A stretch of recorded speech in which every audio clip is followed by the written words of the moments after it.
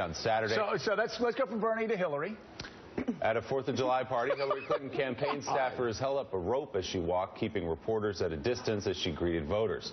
Between press and protesters, it was reportedly hard for New Hampshire residents to get up close to the candidate, so the campaign, to draw some of that crowd back away so she could access the voters, brought out the rope barrier. Several members of the press tweeting out pictures of the rope stretching across the street and blocking their access to Secretary Clinton. I know that Nicole loves this because this is what she secretly would have wanted to do, the press for some time. But boy, Willie, that looks awfully ham-fisted, doesn't it? We've got Jen Palmieri going to come on from the campaign in just a minute. They can explain a little bit more. She was holding one end of the rope. No, she wasn't.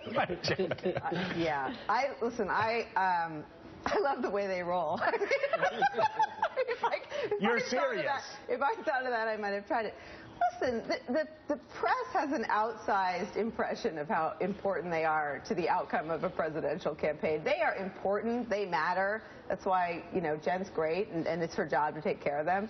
But I think we pay a little bit too much attention to their access to Hillary Clinton. Right, but what you don't want is images like that then get out on Twitter and social media, and that becomes the kind of reputation of the Clinton It hurts you among other media that wasn't there. I'm not sure that voters say, like, oh, I'm going to go with Bernie because of this rope. I mean, I don't think that's the case. But do you think it makes any difference?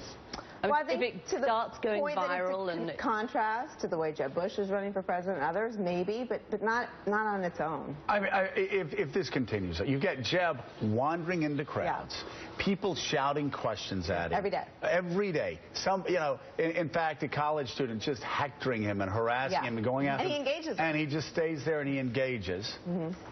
And then you have Hillary Clinton, his presumptive opponent, if we're going to just fast forward, what most of the, what did Ted Cruz call the Washington cartel would suggest, and you've got somebody that keeps people away and holds them inside rope. I mean, I know you're saying it doesn't matter. I think it does. Contrast. I think it matters to the degree that it fuels that narrative, right? That she's walled off, that the Clintons play by their own rules, that there's no access because they're hiding something, to the degree that it's another proof point, an image to further the narrative about her that's the most potentially damaging. Yes, it hurts. But in and of itself, of her 4th of July weekend, I doubt there are Democratic voters who supported her before they saw that and no longer do because So put the in and of itself apart, but do you think the narrative has penetrated the consciousness of the American public outside of this little bubble that we all live in? I think they know about it because we all talk about it ad nauseum because it's us in the rope corral, but You're saying nobody cares. I don't think it is a decisive matter. But listen, I think that the way these things get strung together, they do become damaging. They do become damaging for her because they further an image of an elite politician who hasn't driven her own car in 20 years, who thinks being flat broke means making $250,000 for every speech she gives, who ropes out there. To the degree that it is another proof point in the damaging narrative about her, sure, it hurts. But just as an image, I don't think that was a bad press day for Hillary because of the rope corral.